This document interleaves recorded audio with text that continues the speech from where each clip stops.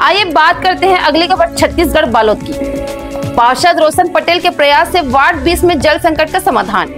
पार्षद निधि से हुआ बोर खनन। दल्ली राजरा के वार्ड क्रमांक 20 में पानी की लगातार बढ़ती समस्या को देखते हुए पार्षद रोशन पटेल ने सराहनीय पहल करते हुए पार्षद निधि से बोर खनन कर जल संकट का समाधान किया।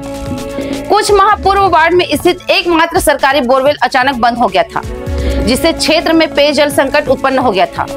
स्थिति की गंभीरता को समझते हुए पार्षद पटेल ने नगर पालिका अध्यक्ष तोरणलाल साहू को मामले से अवगत कराया। अध्यक्ष साहू ने तत्परता दिखाते हुए पार्षद निधि से नए बोर खनन की स्वीकृति प्रदान की। कार्य को शीघ्रता से पूर्ण कर मोटर की स्थापना की गई, जिससे जल आपूर्ति पुनः सुचारू रूप से शुरू हो गया। सोमवार सुबह 9 बजे विधिवत पूजा अर्चना कर बोर का शुभारंभ किया गया।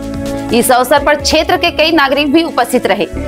पार्षद रोशन पटेल ने नगर पालिका अध्यक्ष तोरणलाल साहू एवं उपाध्यक्ष मनोज दुबे का आभार प्रकट करते हुए कहा कि उन्होंने वार्ड की आवश्यकता को प्राथमिकता देते हुए समय पर समाधान सुनिश्चित किया।